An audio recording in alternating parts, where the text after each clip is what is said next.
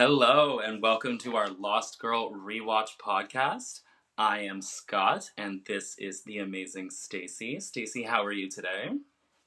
I am doing fantastic. I am so excited. Welcome to all of our listeners. Thank you so much for joining us. Yay! Oh my god, this is so exciting. We're going all the way back to 2010 with this podcast to a little show which was a showcase original. If people outside of Canada might not know that channel, but that is a Canadian network, and it was a show that was actually funded by what was it, Stacie? The government of Canada, partially. Oh, okay. Our Cool. taxpayer dollars. Yes, which we love. Yes, it's sci-fi taxpayer dollars, and we're all about that. Okay. So we are recapping the show Lost Girl. Get the shine off of there. It ran from 2010. Move it a little closer to the center. There we go. Yeah. It ran from 2010 until 2015 thereabouts. And we are here to talk about the show, all of its themes, its folklore, and everything. We're going to go through the whole first season. I think that's funny too, actually, Scott, because that's when our friendship started too. The timelines are perfectly in sync. Oh yeah, you're right. 2010. That was right around then. Yeah, it was. And that's right. And that was how this started. You were like, Scott, not sure if you've heard about this show, but we should do a podcast about it. And I was like, girl, I gave you that show to watch. You did. Yeah, fun fact, I didn't have internet at my house, but I still wanted to watch stuff. So I would ask Scott every time he came over to bring me USBs or DVDs, as he demonstrated here for anyone who's watching the video. Literally has it on Blu-ray. She's living that Amish life. Truly. It was a good life though. In Toronto, where this show is filmed. And we might notice some scenery in the background that, is some of our old hangout spots. So I'll definitely be calling that out as we see it. A lot of stuff down Queen West. A lot of stuff down there. The only thing I didn't recognize was the church that popped up in there, but that's just because there's so many in the city, so I wouldn't know which one was which. Maybe we'll get into it, because I know most of the locations in this episode. So. Oh, okay, good. Okay. Yes, I did not look that up, so I'm glad you did. All right, so we're here to talk about Lost Girl, the show starring Anna Silk as the amazing Beau, and Ksenia Solo, I hope I'm getting that correct. Apologies to our girl if I'm not, who plays Kenzie. The two best characters, but I will say, all the supporting actors in the show are fantastic as well. Yeah, it's sort of like so many reputable Canadian actors show up in that one, in that series, and that you don't get to see too often, which makes me sad, especially the lady who plays the Morrigan. I get sad that I don't see her in more stuff. We'll have to look up her name. Yes. One thing I want to mention as well, Anna Silk, who plays the main character Beau, as Scott just said, she's also doing a Rewatch podcast right now, which is a big part of the inspiration as to why we started ours as fans and the audience of the show, the family, as Anna so lovingly refers to us as, which I love. So I think they just wrapped up season 2 on their podcast. Anywhere where you can get podcasts, yeah, you can check them out. They're on YouTube as well. So if you're, listening to ours, if you're watching Lost Girl for the first time, you can use us as your companion, and also check out Anna's podcast. Yeah, absolutely. All right, so we might as well dive right into it. So the show opens. This one is without a theme song, which if you've watched the show in the United States, that's actually all that they would get for it. It never had a theme song there, because Sci-Fi needed it cut down about 30 seconds so they could put ads into it. So that's what they get. Yeah, so that's what they get as the treatment every time that show opens. But this time we open and we're in a bar and we hear the song "It Could Be Love" by Camouflage Nights. I instantly had to Spotify this when I was rewatching it. I was like, ooh, want. And we see there's a man at a bar. He already looks very sweaty and gross, and already I'm judging him. And he's being quite skeezy to the females in his vicinity. Yeah, so, he's gross. Yeah, so like I love how instantly they make sure to introduce you to a character. You're like, oh, I already don't care what happens to you. I hope something bad happens to you. Yeah, yeah. So I feel like the first lesson that we learn in this first scene, I have a lot of life lessons that I glean from the show, and this is number one. Do not accept drinks from strangers. Like, come on, Kenzie. Yeah, yeah. What's funny too is like Kenzie is as you will get to learn her character in the show, she's a very street smart person. And you think she would be smart enough not to take a drink from a stranger at a bar. But I know because she seems like so like with it, like she would have that street smarts. But I guess I don't know. It was because it was in the script.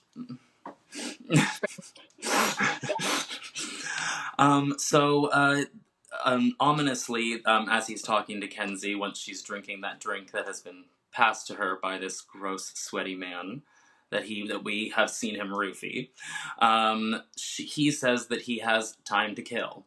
You have no idea, because he does not know what is about to happen.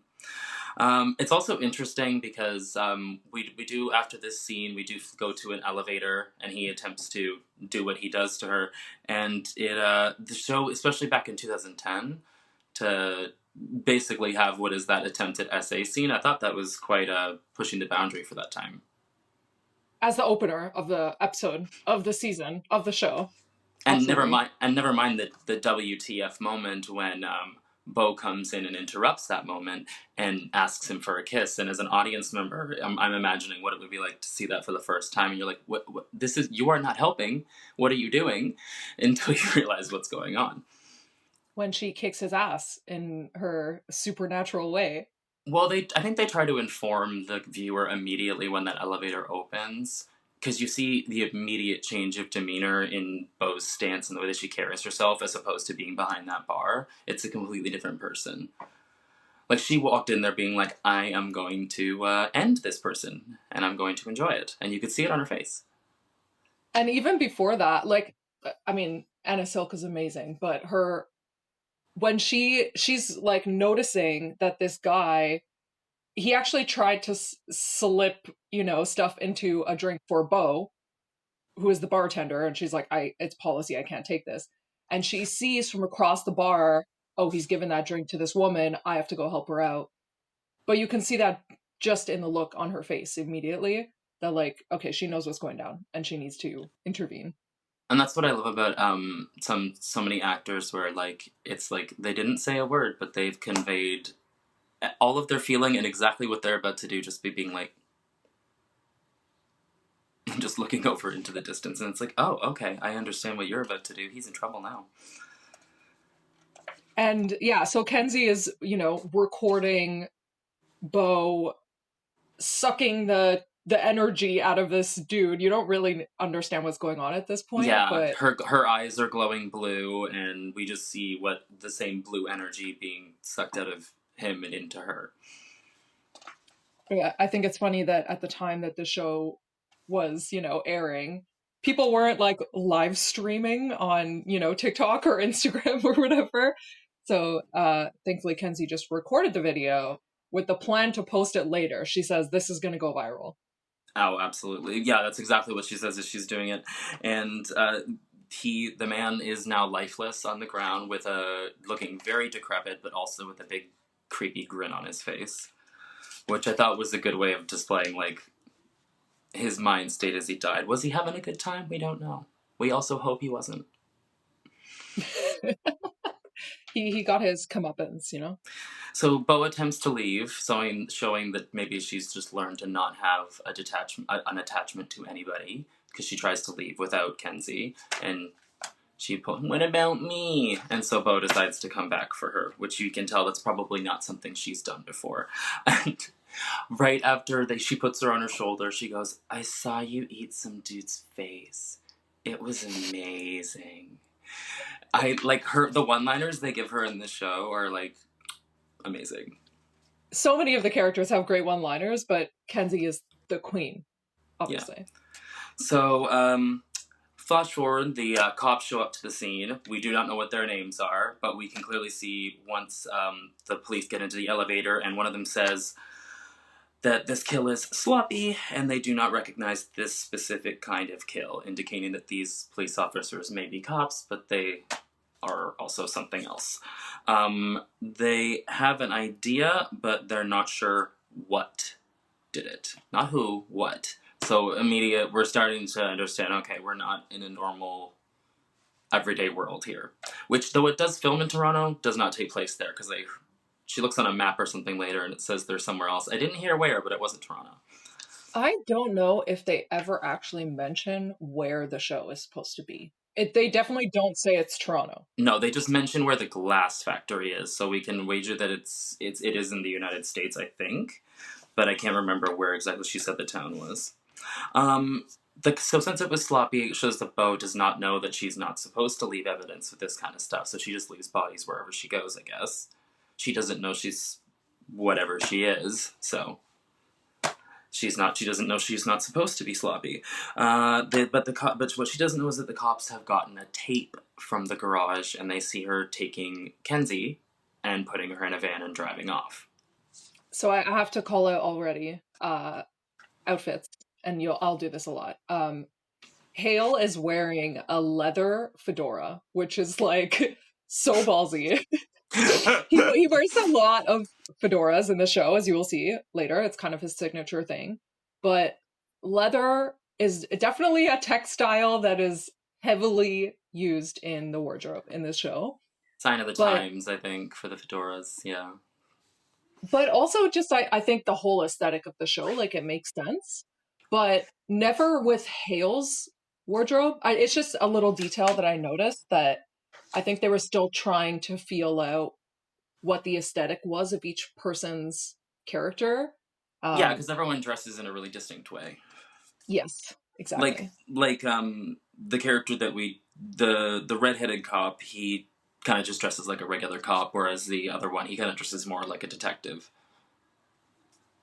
That's interesting. I didn't think about it that way. Also, I never thought of Dyson as a redhead. Strawberry blonde? Yeah, it's because at this point, which is weird because they don't actually tell you his name in the entire first episode. Because I'm sitting here like, when are they going to say his name? And they don't say either of their names actually, but their names are Hale and Dyson. Yes, they name the Dyson one's an interesting choice. I think. Yeah, it's a choice, but it's fine. All right. So Bo is at home now, panic packing, as I called it when I wrote this down, to a song "I Know What I Am" by Band of Skulls. Interesting title because she doesn't know what she is.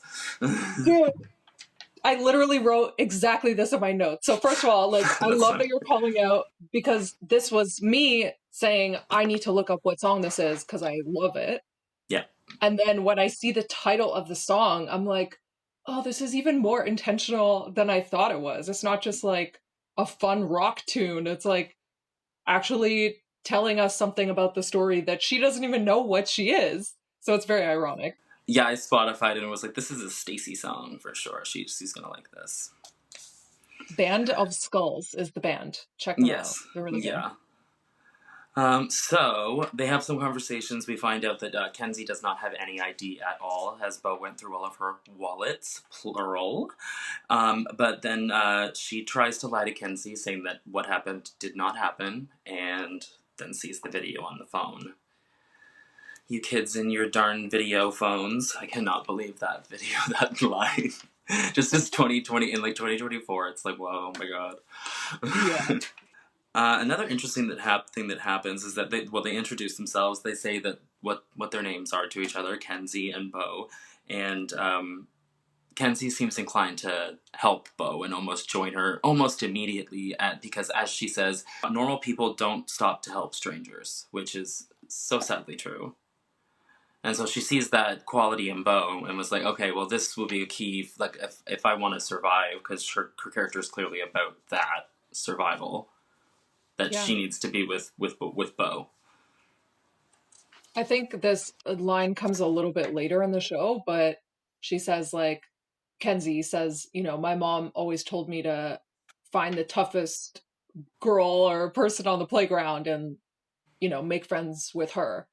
So I saw it a little bit as like, there's definitely a genuine, oh, you went out of your way to help me when you really shouldn't have. So Mm, I trust you. But also, I think Kenzie sees an opportunity here because, like you said, and we'll get to know her character more later, but she's yeah. in survival mode constantly and just needs to find someone to kind of help her out and navigate. But also, I think she's kind of just terrified at what just transpired.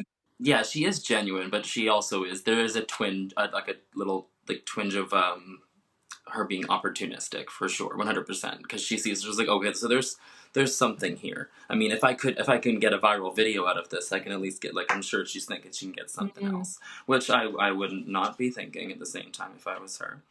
So we do come back to the police, and they have that they have that tape taking Kenzie, and we also flash back to Bo and Kenzie after that into a diner, and she passes her a note with a checklist on it. She says, "Okay, just answer this question, and it's: Am I an alien or am I a demon?" And I it's love that. yeah, My just click favorite scene. whatever. Yeah, just checks off both.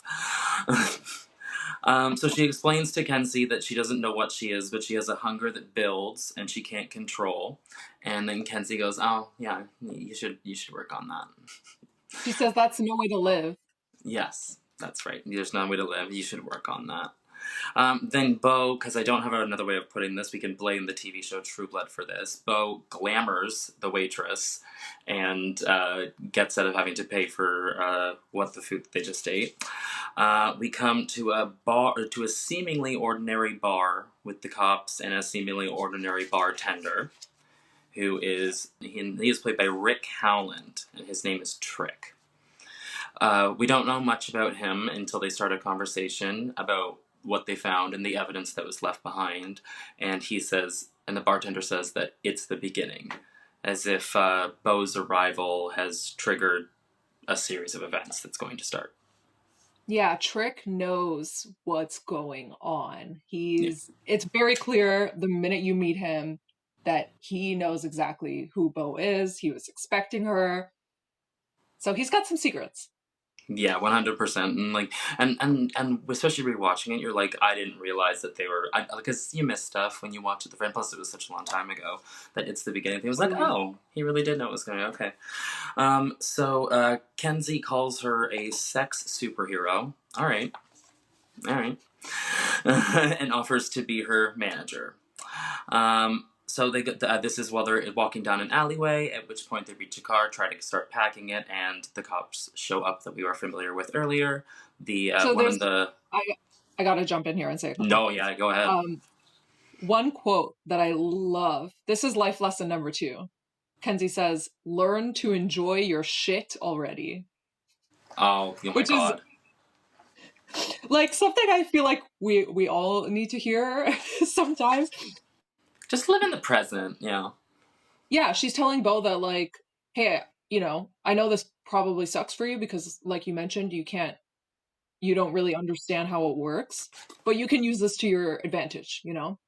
So stop being so emo, I think is what she says too, which is very cute. And I just have to mention, I have to shout out, you see a sign in the background when they're walking, um, for the Hideout, which was an old music venue in Toronto, which closed in 2012 or something. I I have, recognize the sign immediately for sure. Because like yeah, that was down. Is that down Queen West? Where was that? yes, Yeah, so yes, that's why, yeah. Okay. So the police officers show up. The one with the leather fedora choice that you mentioned earlier starts to whistle at the girls, and he makes them pass out with some sort of whistling ability. We don't know what he is yet. yeah. There was not a cat call whistle, just to be clear. It's something Supersonics. supernatural. Yeah, supersonic thing that made them pass out. Hit some sort of frequency. Then we see them take them over their shoulder. Well, just put Bo into a car and say that they are taking her to see the Ash, whatever that is, or whoever that is. Hmm. So we arrive at this wonderful cathedral-looking place. I'm not sure whether it's St. Paul's or where it is in the city. I'm not sure. It's the University of Toronto. It's not Oh, a okay. church. Oh, okay. Yeah. it's kind of the perfect venue for this, like elaborate castle looking, but yeah, it's university. Yeah. Okay. Okay. So we come to find out we meet the Ash, a very very handsome man dressed in all white. And his voice, Oh that my! He does voice, so much voiceover work. He's been in so many cartoons and video games that I've played. Like I recognize his voice immediately every time. I'm like, so it's powerful. that Leonardo DiCaprio meme. Yeah. So Bo is told by the Ash to name her clan, and Bo don't know what the hell he's talking about. She headbutts the Ash, and the red-haired cop, who we'll now call Dyson, since we've already name dropped him already, growls, comes up to Bo, growls, his face changes, he grows fangs, and his eyes go yellow. There's pretty much one thing that I, even watching it for the first time, that I would assume that he was based off of that. I was like, you're definitely not a vampire. No. Something though. Yeah, for sure. Then the doctor is brought in, or a woman that appears to be a doctor, and she says that the Morrigan is coming, played by the amazing Emmanuelle Vaugier, I believe is her last name. Loved her in Saw 2, despite her silly decision to put both arms in the glass thingy. People watching it will know what I'm talking about. Yeah, it's not your type of movie, but yeah, other people will know. They will know. But I will So, say, yet again, her outfit in this scene is like the oh, most evil villainess. She's got the gloves, she's got the fur. It's like yeah, amazing. yeah, and you just know that fur came from a real animal because you can tell she's a monster. So she comes in. The doctor. Bo is taken by the doctor, who we find out his name is Lauren, to be examined. We flash to the examining room. That doctor is already touching Bo inappropriately, I must say. It's been literally 5 minutes until we find out that Bo has that effect on people. It's all good. It's fine. It's fine then. All right. Yeah, so this is when Lauren tells Bo that she is of the Fae. So this is the first time we really hear that word. That And is her the way she, genus. Yes. yes, that is her genus, not her species. Yes. So she's introducing some scientific classification jargon for us. Um, so I looked into the Fae and where that kind of word originated from. And I think we'll notice this more and more that the writers chose these words very intentionally, very thoughtfully. So the Fae, some people, it's like a short form for the term fairies, but it's actually more of a hierarchy of supernatural beings that dwell in hidden places. It has Celtic roots. I think it's interesting though that, you know, typically they would hide in like trees and caves, whereas the Fae in Lost Girl are really hiding it in plain sight. Like they take on human jobs, they look like humans if you didn't know, if they don't, change their eyes. Yes, yes, yeah. Unless there's something called an underfey, which those ones are ancient and they're too monstrous to live in society. I guess they don't have the ability to change what they look like. Exactly. Yeah. Yes. So, um, the according to the folklore, these fae they're not really bad or good or malevolent or benevolent, but they interact with humans in unpredictable ways. They're kind of mischievous, but sometimes they can be your allies or, aid humans to do certain things as well. Mm-hmm. Um, and then the underfae, because you brought it up, so I'll just talk about that quickly. In Scottish and Irish folklore, they kind of group all of the fae together. So things that I'm sure you're familiar with, like elves or goblins or dwarves or fairies, they see them as kind of having a class or hierarchy structure. So some of them would interact with humans. Some of them would, hide in caves and things and not some are up to no good, some have Mm-hmm. power over others. So I think that's actually really a good background into how the Fae operate, as we will, discover more and more. And yeah, like Scott mentioned, at this point we're introduced to the Morgan and the Ash, who are, you can see they kind of have this tension in their relationship with one another. Immediately. And we find out in that conversation, the private one between Ash and the Morgan, that Bo has been apparently. Well, the Morgan brings up the concept. You don't expect me to believe that she's been hidden since birth, which is very interesting because we come to find out that Bo needs to choose a side, and that there is a sort of government that rules the two different sides of this, the light and the dark of the Fae, and that Bo is told that she needs to pick a side. And she is also told by the doctor in the lab, Lauren, that she is a succubus. Stacie? Yeah. Yeah. Well, okay, there was something before I get into the succubus, I want to loop back a little bit. I think it's really interesting that at this point, the Morgan and the Ash are like, who is this Bo person? How does she not know who she is? Like, she's been hidden from us since up to this point. We don't really know how old Bo is. I'm going to assume she's like in her late 20s or her early 30s. Yeah, I was going to say 28, 29, yeah. So it's interesting that, the head of the light and the head of the dark don't know what's going on. But Trick, who we saw earlier in the bar, knows exactly what's going on. And we'll see him come back. We'll see him come back in this episode later, where it's kind of like, who does this guy think he is? Yeah, being very like two-sided, I think. But yeah, he's very yes, very much so. So Lauren says that Bo can be taught to control her powers as a succubus. If someone does not know what a succubus is, it is a creature that in the actual folklore that I looked up, it is a creature that lives off of the ejaculate of a man. Apparently they need that to survive. That is not the case in this show, because that would be awkward to film. Interesting. Okay. Yes. Yeah. So I did a little reading as well. So what's super interesting about a succubus is the first instance of this character in folklore originates in Mesopotamia, which is the oldest civilization that we have recorded history of. Yeah. So this is as old as folklore gets, which is very cool. So they feed off of the intimacy of humans to drain them, either leaving them exhausted or obsessed. So she can create illusions. Glamour, I think, is the perfect word that you use there. Okay. To manipulate a victim's emotions. Yes. And in later Christian tellings of, the succubus, the incubus is the male version of that.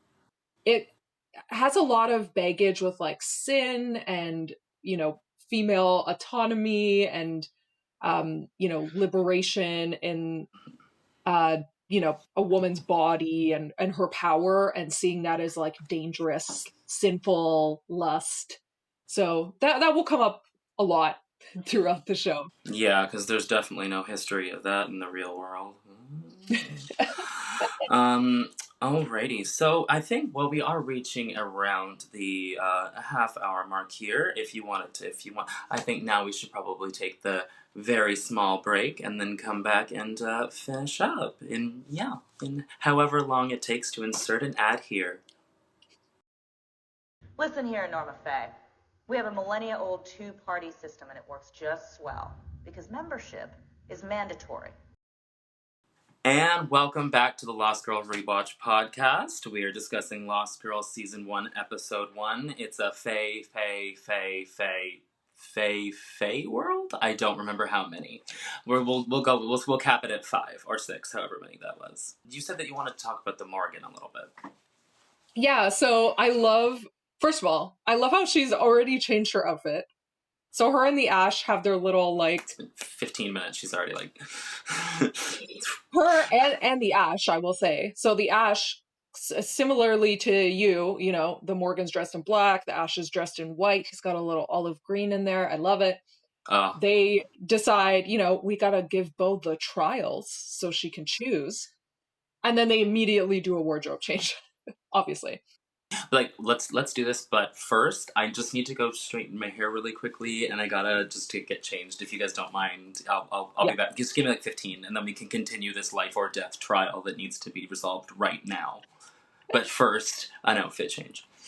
They must look fabulous while doing it, of course. Yeah. I mean, like, if we're gonna like put people to death, we might as well be in high fashion. That is what Donatella Versace would want. Yeah. The high neck collar thing that Morgan is wearing is like peak villainess, you know? Yeah. So I love, like, this scene shows us so much about the character that she's going to become. Like, she said, the first thing she says when she walks into the room, ew, pardon the Turkish prison chic. It's a little obvious for my taste. I mean, she's not wrong. She's so witty. She's so sassy. You know, that's going to come up over and over again. So she doesn't buy the act. She thinks, you know, this amnesia thing that you're pulling, you know, I'm not buying it. Yeah. But I think as she's, similarly to how Bo just headbutts the ash, it's like she has no idea what she's messing with. Like, Clearly. It becomes very clear that she doesn't understand the gravity of what is she's about to endure. You just headbutted the president. So the Morgan kind of levels with her and has this very endearing moment where she's like, oh, yes. Look, I know you've been alone for a long time, and you can either, like, we can protect you and we can look after our own, or you're going to make enemies here. So, like, be careful how you play the next few minutes. Yeah. And I'm like, she seems so honest and just, you know, straight to the point and endearing, and I love that. And Ash did not seem that way at all. He seemed kind of rude immediately. Totally. But obviously that's a let your guard down thing. I mean, that just makes sense, I would assume. Yeah. So part of this is, I think, before she even sees the result of Bo's trial, that this girl is one I want on my side, and I can use her to my advantage. So I think she's trying to play at her emotions to extract something out of her. It's a very opportunist moment. Emotions and logic, because as she said, the dark side has dental. Come on. Practical. Like, come on. Like, you need that. So yes, I had that Morgan did not believe Bo's naivete, and Bo finds out that she is to face 2 underfae in this trial that she is being forced to go through before she can pick a side. Which, as we already went through, they're fae that do not fit in society due to their monstrous appearance, and they are also very ancient. The cop Dyson, tells Bo before she goes in to kiss him for extra strength. And they do, and for the first time, someone is able to stop Bo from finishing the job, as she always has done. We're led to believe this is the very first time that she has not killed somebody when doing that. She says, actually, no one's ever stopped me before. Yeah, which there we go. So yeah. So, she also says it was like the, quote, 4th of July in her mouth. That's a lot of Pop Rocks. Yeah, it was a little cringy, but also cute. It was like the 4th of July in my mouth. Yeah, no, it was great. I enjoyed it. Not like a line that Kenzie would say in Bo's mouth, to be honest. Do you think this shows more that Bo isn't as strong as she thinks she is? Or that this guy Dyson is gonna be a strong character? I think it's that she doesn't know how strong she is, but also we are led to believe that Dyson will be a strong character because he is able to stop her. So that means he is clearly powerful because no one's ever survived what she's done. Yeah. So no human, anyways. Yeah, exactly. So we come to the arena and she has to fight a Hercules-looking MF, I wrote, with 2 big hammers, and Bo grabs 2 daggers to fight him with. Solid fight choreography, and it didn't look like there was too much of a stunt double in there from what I could see. It looked like that was mostly Anna, which I think is pretty cool. She gets him at the back of his knees, and he is done. But right as soon as that happens, a creepy hand comes up and touches her shoulder, and we are transported into a forest. Which is very fairy essence, by And the way. there's a With like, filter. There's a filter change and everything. It's like Drag Race season 1 when they had like it looked like they had Vaseline on the camera. It was it was very like and you could tell you were in a different place immediately. it's in like a dream liminal realm of some sort. And to make it even weirder, there's 2 red leather chairs right behind her with a cute little tea table and a cute little man offering her tea, which is played by veteran Canadian actor Ian Downey. I looked him up. He's been in quite a few things that I've actually already seen. So, and I recognized his voice and his face pretty much immediately.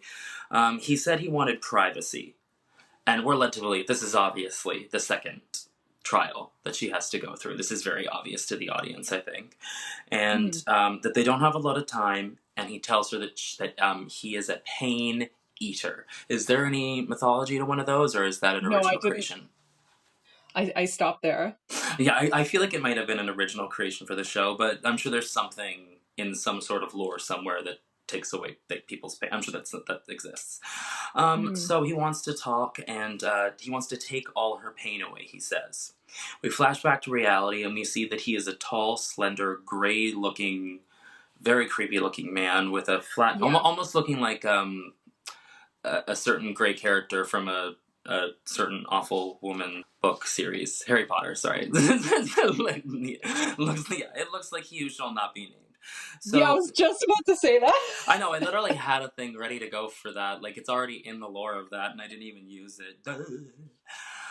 So he has these long, slender fingers, and we see them kind of go into her face. Which is very gross, and we go back to this fairy-looking land, and the man shows her body bags on like morgue carts, essentially, to show her all the people that she's killed over the years, playing at her guilty conscience. Yeah, and then he starts to imply that that nobody would miss her, that she's killed so many people that she should just give in. She should have this drink, which we're led to believe that it will end her life. But she hears a voice coming from outside, and it is our lovely, resourceful Kenzie, who has broken into the glass factory. That's right, glass factory. Okay, I gotta say, like, there's a scene outside where Kenzie is like holding herself up under a car, and then comes out and like rolls underneath, and I'm like, come on, really? Like, it's so ridiculous. But somehow, yeah, she manages to break in. And I gotta say that, like, Bo almost seems tempted by the Pain Eater's offer. Yeah. But because Kenzie is yelling at her from, again, outside of this dream space that Bo is stuck in right now, but her voice is, like, so strong that it's getting through. Mm-hmm. Also, I'm kind of shocked as to why, like, Kenzie isn't just killed immediately at this moment before Bo snaps to... I mean, Kenzie is being, like, held by some big guy. Yeah, and then Bo, says, she's mine. Yeah, and throws, and then... Yeah.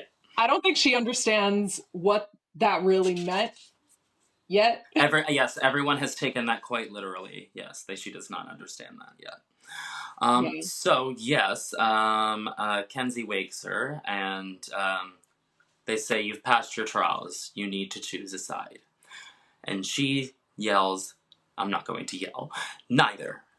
I choose humans. And really, that's because the only person that's shown her anything other than outright hostility in the last 2.5 hours has been this human who has come all this way to save her. So I choose her. Mm-hmm. I choose them. Yeah. Independent in a sea of blue and red on the left and the right. She's like, nah, I'm going to be independent, actually. Yeah, I like this gray area right here. This looks good. We flash to the Morgan, having a conversation with, I believe it's the Ash, isn't it? No, it's not that, because she says that she wants Bo dead. It is the Morgan and the Ash who are having that okay. conversation. Okay, Yeah. it is, yeah. And that she wants her dead. And then Trick shows up, which is the bartender that we met from earlier, and that she's been hit on both sides, and that they may need to end her life at one point, but they need to choose the right time to do so. Which we were relatively, this is possibly a good person, and now we're like, oh, okay, maybe not.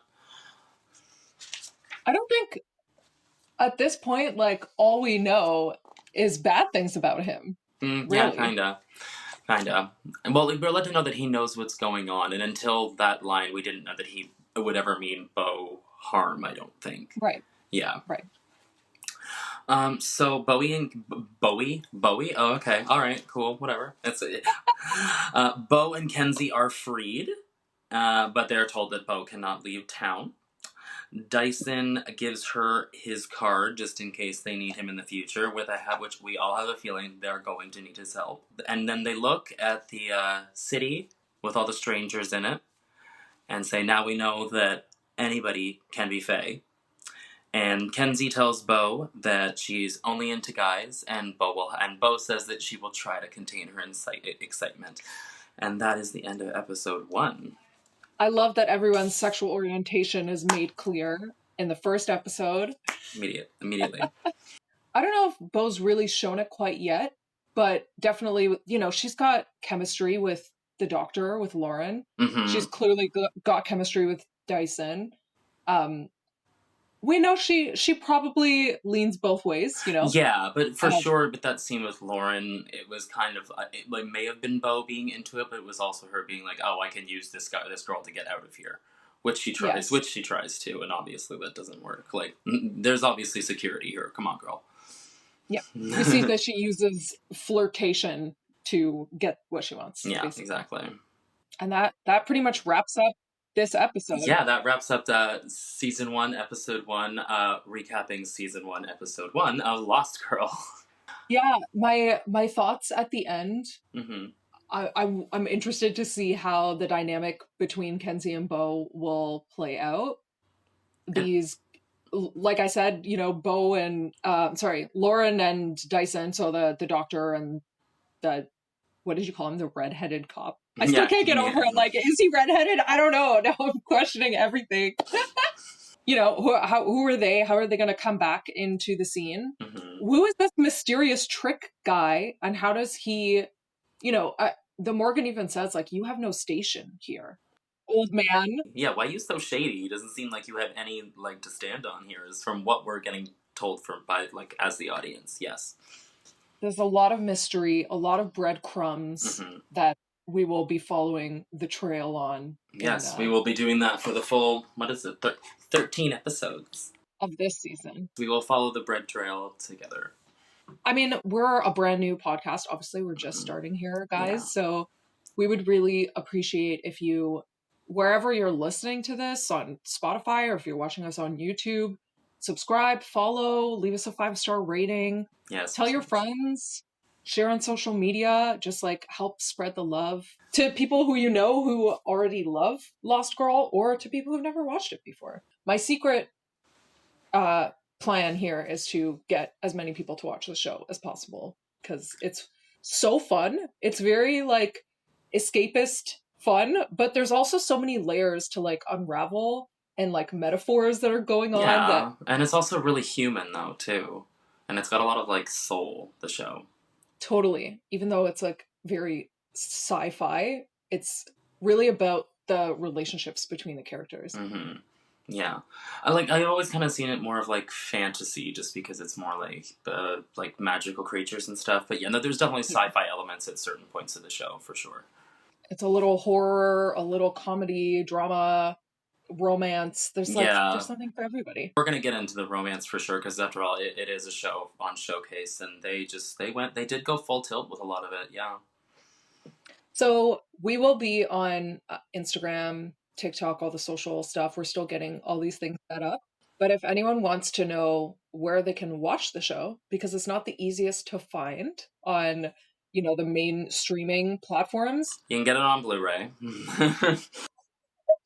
If you're like Scott and you somehow manage to have a DVD player, Maybe you can find it on eBay or something. But we will have maybe a highlight on our Instagram of where you can, otherwise obtain episodes. Yeah, I'm trying to be. Yeah, you're just Yes. So yeah, my arm just rubbed up against my dresser, and it sounded like a really high pitched fart. And now I'm like, damn, it's gonna be on the recording. I didn't hear it. Oh no, but You're the all mic, good? no, but the mic would have. I know it did. I know you did. I know you did, and I'm scared. Yeah. Let's use that clip that I just had to promote the show. Let's do it. Yeah, let's use that. Okay. All right, guys. Yeah, we're gonna sign off, and we will see you for episode 2 of Lost Girl. See you there. Bye. Bye.